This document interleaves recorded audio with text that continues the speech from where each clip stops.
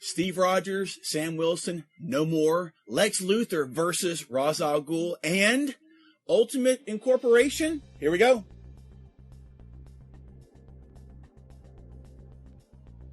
Hello, everyone. Thanks for pressing play. You are watching a brand new episode of Talking Comics, ExcaliburCCGTV. Every week, we come together to tell you about the great comics that are hitting the shelf. I am Chris. I am Mark. Yes, he is, guys. We are talking about the new stuff for the end of May here, May 31st, 2017. Lots of cool stuff happening here that we're about to dive into. But if you've never heard of us before or seen us or anything, come check us out at our website, ExcaliburCCG.com. Subscribe to us here on YouTube. Also, follow the links to Facebook and Twitter in the description down below. Become a part of our community. Thank you very much. How about that? Guys, before we dive into the main segment here, we have an important announcement for all of our locals and anybody nearby. You see it right there, guys. We have GeekCon 2017 tickets here in store. In store. Both locations? Nope, just us. Just the Shreveport store. Here at Shreveport, GeekCon is coming up in August. Middle of August, if I'm not mistaken here. August 18th, 19th, and 20th. Boom. That's probably like the third weekend of August. I'd have to double check. But, guys, we're going to have tickets here. We have them now. You've got them right now. You can come get your tickets now. Man, we do. We got Flash Gordon's going to be there. We got Lou Ferrigno. The dude that played Buck Rogers. Gil Gerard. Really? Yeah, some boy band guy. Joey Fatone. The voice of Zoidberg. And then Billy West. What's Kelly Hu? Kelly Hu from X-Men fame. And a Five Nights at Freddy's thing. I don't know why that bear's there. That bear's there. Yeah. Maybe it's a voice. A voice actor for it or whatever. Maybe, yeah. So, guys, check out GeekCon on Facebook. Check out their website. Find out $20 for one day ticket. Yeah. $30 for the 2 days. And $10 for kids 6 to 12. Awesome.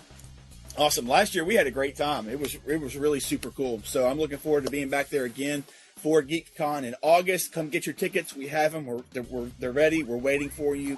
Come see us now. Guys, let's dive into some new comics coming out this week. Not just a huge week, but we do have several things that we are going to be covering for you. It's a fifth week. It is a fifth week. A little bit light. Plus, we have some interesting news topics for later in the episode as well to discuss with you because some things are going to be changing. Things are happening. Things are cooking. Things are, stuff's going on. But, guys, let's start off our new number ones with a new one, a big one that Marvel's pushing. We got the whole ResurrXion uprising going on here with the X-Men titles. Cable number one from Marvel Comics drops this week with a veteran creative team of James Robinson and Carlos Pacheco. Yes, I love that team. It's going to be hard to screw that up, so hopefully they won't. How can you not buy that? I know, seriously. I've been loving all these Dale Keown covers I've been seeing as well for a lot of these books. And there's a great one for this one as well. Good stuff. But, guys, this is telling us to walk softly and carry a big gun. That's what Cable does. He carries big guns. He returns with a brand new mission to balance all of time. There is a threat in the time stream, and he's off on a high-speed, history-spanning chase to save reality as we know it. So he's going to go from prehistory to modern day. He'll have 6-gun duels at high noon, or he may even have a high-tech sword fight in an ancient land. But Cable is the only man who can keep history from unraveling. I'm looking forward to this a lot because it's James Robinson, and he is so good at... you're going to see all kinds of characters from Marvel's past popping up in here. Yeah. As soon as I saw the gunfight thing, you could have Two-Gun Kid, Rawhide Kid, Kid Colt.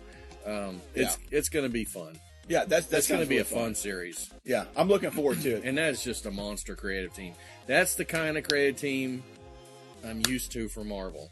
Yeah, a good one. Yes, and I'm not going to get into that right now. Because we can move on to the next book, Chris. So, guys, that's Marvel's big push for this week. That is what they saved this week for. That's their new number one. More ResurrXion stuff coming. Cable number one this week. What's next for you, Mark? The Teen Titans Lazarus Contract Special number one. Dan Abnett and Paul Pelletier, who I love his art. He doesn't do enough stuff. No, he doesn't. He's a solid artist. That's another great team. Yeah, solid, very solid. This is the Lazarus Contract finale. crossed over from Teen Titans, Deathstroke, Titans, and now we have this one. I don't think it was in that order, but you get the idea. Exactly. The conclusion of the epic crossover is here, with consequences which will be felt for years to come. What does the future hold for the Titans team after this game-changing run-in with their greatest enemy? Find out here as we set the next era of Titans, Teen Titans, and Deathstroke. And I guess Deathstroke's going to come out of this changed. Yes. Because he's going to have his own little super team. I know, right? His own little super friends. I think it's a really cool concept. With that. It's cool. That's going to be interesting to see. Totally interesting to see. So, guys, if you've been getting the Lazarus Contract storyline through all of these titles, this is the conclusion right here. Don't miss it. Next up from DC, Trinity Annual #1. We got Rob Williams and Guillaume March on board here. But I love the premise of this. It's basically Lex Luthor versus Ra's al Ghul and the sorceress Circe.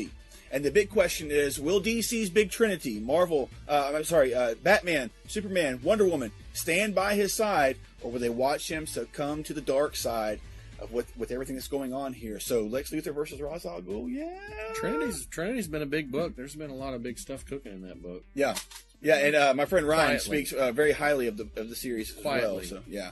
Not a lot of stuff being said about it, but there's some big stuff going on in there. Yeah, that's cool. It should be. It's the big three. It is. I mean, come on. So there we go, guys. What's up for you, Mark? Wonder Woman Annual #1 from DC, from Greg Rucka and Nicola Scott.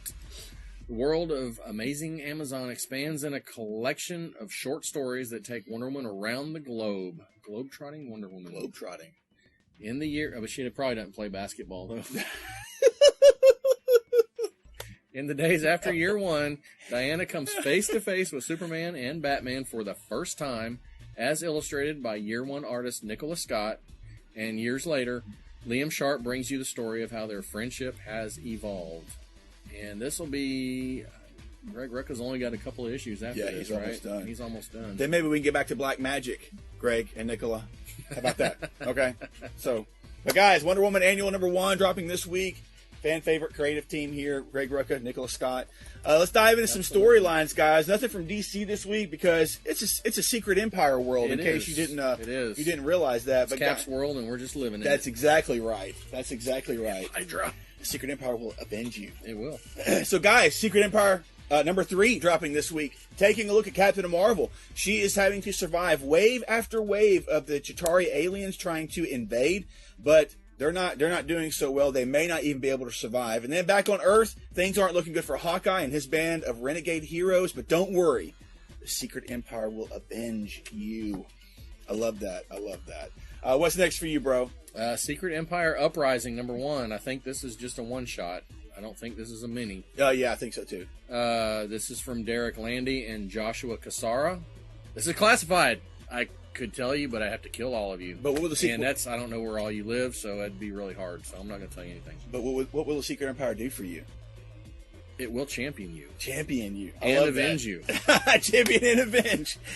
And make you a sandwich. Add mayo. Guys, Deadpool 31. Another Secret Empire tie-in issue.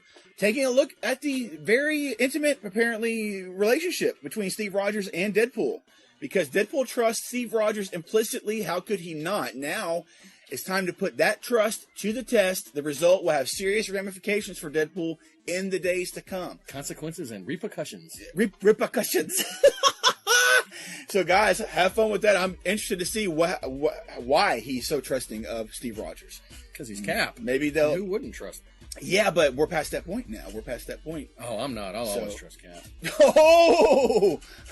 Till the end. Till the very end. What's next for you, bro? Speaking of Cap, Captain America Sam Wilson, #22. Another Secret War tie-in, or Secret Empire tie-in, obviously. In a world that's undergone dramatic changes, Sam Wilson takes to the skies again. He just quit being Captain America, and now he's going to be Captain America again. Suck him back in. Yep. Can't get away from it. Every time he tries to get out. Suck him back in. What is the mission that brings Sam back out from the shadows? Yeah, because they've shown him so far in this. I can't remember if it was in Secret Empire or if it was in that Secret Warriors. It was in Secret Empire, the second issue. He was in, they hunted him. They found him in like a little seedy dive. Yeah, that's right. Yeah, that's right. So he's like, what the heck do you guys want? Right. So guys, he's back. We're gonna find out. He's back. And guys, another Secret Empire tie-in issue. We had Doctor Strange number 21 this week. We have New York City's under attack by dark forces, and only Doctor Strange has a shot at saving them, but it's quite a long shot. Is that a hint? But guys, another important detail of this issue is that a new creative team is coming on board here. We got Dennis Hopeless coming on board to write, and we have Nico Henriken coming on board as the artist for this series. So big shoes to fill. Big shoes to fill. Aaron and Baccello. And it looks Big like shoes. Baccello is still doing covers, so the cover here is by Baccello, but the art's going to take a different tone, and it's very solid. I hope you like the preview page that you saw here on screen as well.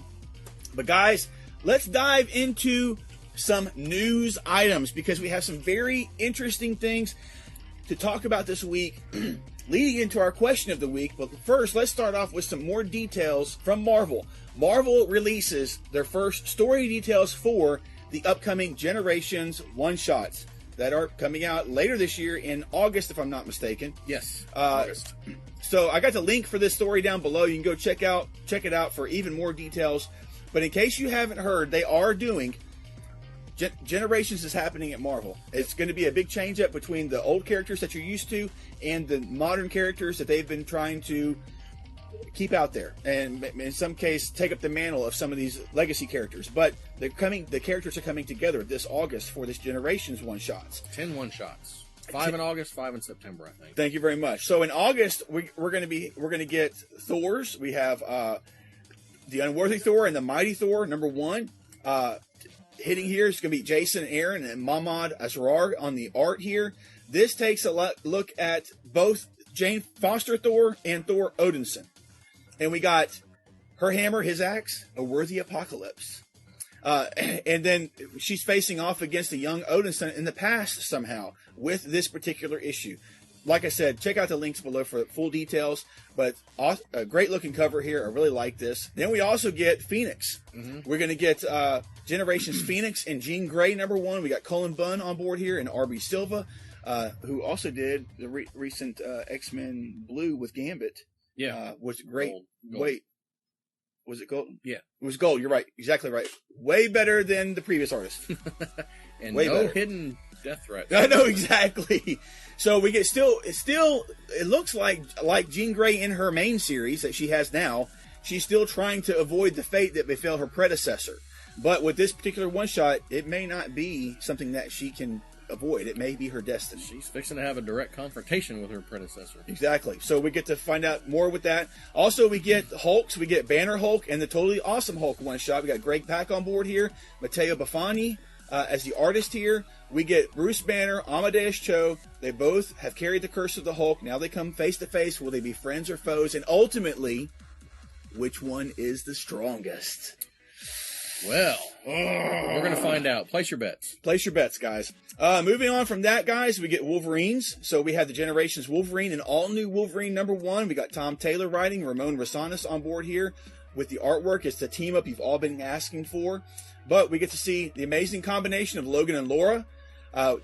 Also, this is going to be the Wolverine team up for the ages that we have not had. Yes, let's check it out. Should be fun. Right there, another one-shot. And I think the last one here that we have coming for August, the Hawkeyes. Generations Hawkeye and Hawkeye, number 1, written by Kelly Thompson with art by Stefano Raphael. 2 archers, 1 shot. This sees Kate Bishop somehow teaming up with a young Clint Barton. And a duel does take place. Okay. That could get a little weird, too, maybe. I think so, too. Knowing young Clint. You'll know. It's got potential to get really weird. So she's got, apparently there's some type of a battle royale between the world's most skilled sharpshooters, and it includes a young Clint Barton. So on top of all this other stuff, craziness is going on, Kate has to figure out a way to win this contest, when she is, what year she's in, what's going on, and to keep Clint out of the crosshairs if she can. So that should be something really easy, especially considering a younger Clint Barton there. So guys, more details about the Generation one-shots, and then we'll cover even more details when we find out what exactly is going on with the September stuff as well. But looking forward to see what Marvel does with these one-shot issues. Hopefully they sound like fun. Yeah. If they're fun, I'm sure that's their main purpose. So yeah. So that works for me. Moving on from that, guys, we've already seen some of the Marvel Legacy renumbering take place here. Yeah, Venom 150 just came out this week. Exactly. Supposedly that's not part of the official Legacy renumbering, but it's happened, so we're counting it. But guys, if you're an Ultimates fan, check this out.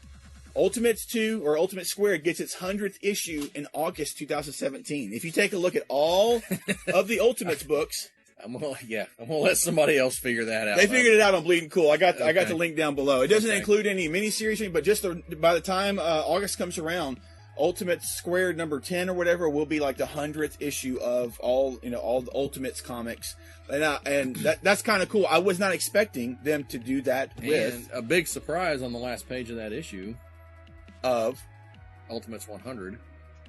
Did I see that? I think I glanced at that. It's a certain team. It is a certain team on the last page of that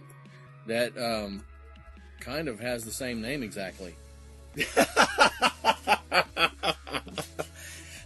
Yeah. So, and that's going to be part of our question of the week. Exactly. As well. More into that. Yeah, that's right. The Mark Bagley cover.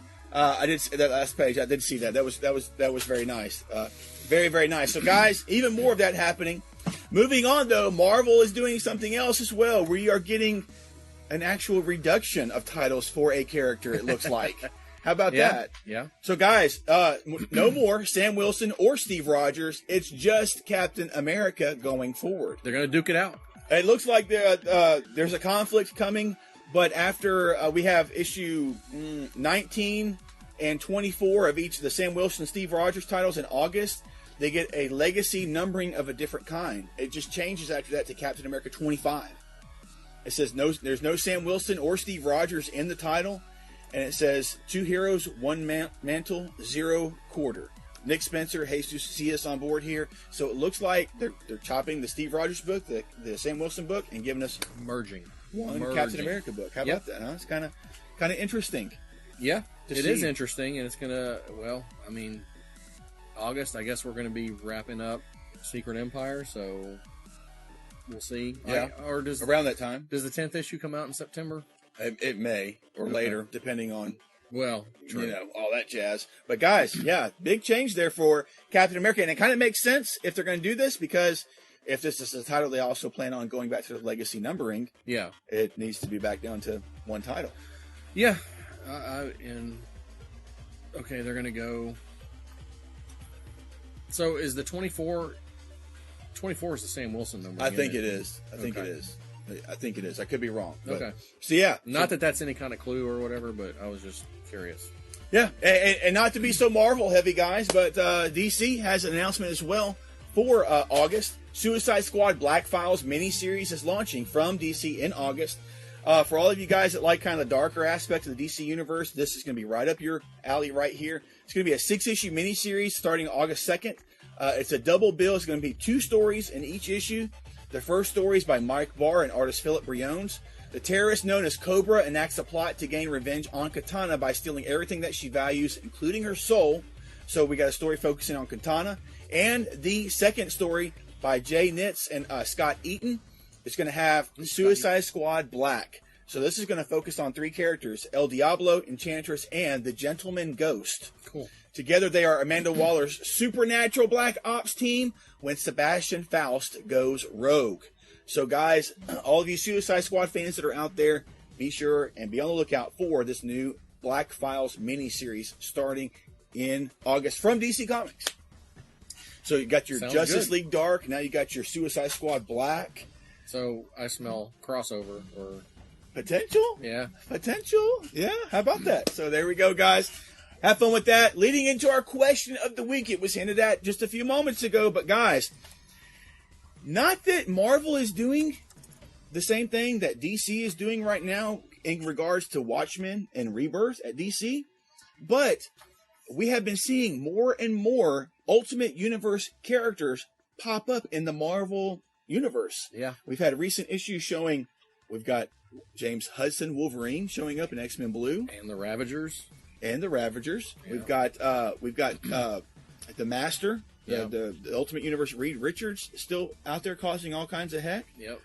Plus some other characters that have shown up. So guys, our question for you this week is simply this. Marvel's Ultimate Universe. Should it stay a separate universe, or should it fold into the main Marvel universe? We've got Miles Morales that's came over and he stuck around. Yep. All kinds of stuff. I really enjoyed the Ultimate Universe when it was first created for what it was. Yeah, are they